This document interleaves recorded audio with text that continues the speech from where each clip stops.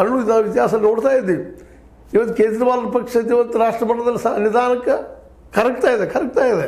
ಕಾರಣ ಅಂತಂದ್ರೆ ಕೆಲವೊಂದು ತ್ಯಾಗ ಮಾಡಬೇಕಾಗ್ತದೆ. ತ್ಯಾಗ ಮಾಡದೇ ಇದ್ದಾಗ ಸಹಜವಾಗಿ ದೇವೇಗೌಡರು ಇನ್ನುಳಿದ ನಾಯಕರನ್ನು ಬೆಳೆಸ್ಕೊಂಡು, ರಾಮಕೃಷ್ಣ ಹೆಗಡೆಯವ್ರನ್ನೂ ವಿಶ್ವಾಸ ತೆಗೆದುಕೊಂಡು, ಸಿದ್ದರಾಮಯ್ಯವ್ರನ್ನೂ ವಿಶ್ವಾಸ ತೆಗೆದುಕೊಂಡು, ಸಿದ್ದರಾಮಯ್ಯರು ಅವತ್ತು ತಮ್ಮ ಮಗನ ಮುಖ್ಯಮಂತ್ರಿ ಮಾಡಿದ್ರು, ಸಿದ್ದರಾಮಯ್ಯನ ಮುಖ್ಯಮಂತ್ರಿ ಮಾಡ್ಕೊಂಡು ಮುಂದಿಟ್ಕೊಂಡು ಹೋಗಿದ್ರೆ ಇವತ್ತು ಈ ಸ್ಥಿತಿ ಬರ್ತಾ ಇರಲಿಲ್ಲ ಅಂತೇಳಿ ಭಾಳಷ್ಟು ಜನ ಅಭಿಪ್ರಾಯ ಪಡ್ತಾ ಇದ್ದಾರೆ.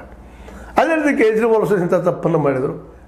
ಅನೇಕ ಯೋಗೇಂದ್ರ ಯಾದವ್ನಂತ, ಮೇಧಾ ಪಾಟ್ಕರ್ನಂತ ಅನೇಕ ನಾಯಕರು ಅವತ್ತು ಅದರಲ್ಲಿ ಸೇರಿದ್ರು. ಕೇಜ್ರಿವಾಲ್ನ ಆಮ್ ಆದ್ಮಿಯಲ್ಲೇ ಅನೇಕರನ್ನು ದೂರ ಸರಿಸಿದ್ರು. ಅದರ ಒಟ್ಟ ಪರಿಣಾಮ ಸ್ವತಃ ಅವ್ರ ಗುರುಗಳ ನಮ್ಮ ನಿಮಗೆ ಗೊತ್ತಿದ್ದಾಗ ಅಣ್ಣಾ ಹಜಾರೆ ಸಹಿತ ಅವ್ರ ಕೊನೆಗೆ ಅವ್ರ ಪರವಾಗಿ ನಿಲ್ಲಲಾರದ ಪರಿಸ್ಥಿತಿ ಬಂದಾಗ ಇವತ್ತು ನಿಧಾನಕ್ಕೆ ಇಳಿತಾ ಇದೆ. ಯಾಕಂದರೆ ಎದುರಾಳಿಗಳು ಸಾಮಾನ್ಯರಲ್ಲ.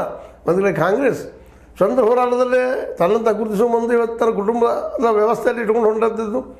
ಇನ್ನೊಂದು ಕಡೆ BJP ಅವ್ರ ಕುಟುಂಬವಾದನ್ನು ವಿರೋಧ ಮಾಡ್ತಾನೆ, ಸಂಘ ಪರಿವಾರನ ಬಳಸ್ತಾ ಹಿಂದುತ್ವವನ್ನು ಹಿಡ್ಕೊಂಡು ಹಿಂದುತ್ವ ನೆಲೆಗಟ್ಟಲು ದೇಶ ಕಟ್ಟುವ ನೆಲೆಯಲ್ಲಿ ಏನೋ ಮಾಡ್ತಾ ಇವತ್ತು ಜಗದಲ್ಲಿ ಅನಾಥ ಪ್ರಜ್ಞೆಯನ್ನು ಅನುಭವಿಸುವಂಥ ಬಂದದ. ಇವತ್ತು ರಷ್ಯಾ ದೂರ ಸರಿದದ, ಇವತ್ತು ಅಮೇರಿಕಾ ದೂರ ಸರಿದದ, ಇವತ್ತು ಚೈನಾ ದೂರ ಸರಿದದ, ನಮ್ಮ ನೆರೆಯ ರಾಷ್ಟ್ರಗಳೆಲ್ಲ ನಮ್ಮಿಂದ ದೂರ ಸರಿದಿದ್ದಾರೆ.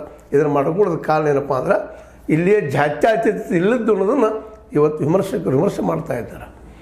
ಹೀಗಾಗಿ ದೇವೇಗೌಡರು ದೊಡ್ಡ ಮಟ್ಟಕ್ಕೆ ರಾಷ್ಟ್ರ ಮಟ್ಟಕ್ಕೆ ಬೆಳೆದಂಥ ಈ ವ್ಯಕ್ತಿ ಇವತ್ತು ದೊಡ್ಡ ಪಕ್ಷ ಉಳಿಸ್ಕೊಳ್ಳೋಕ್ಕೆ ಸಾಧ್ಯ ಇತ್ತು.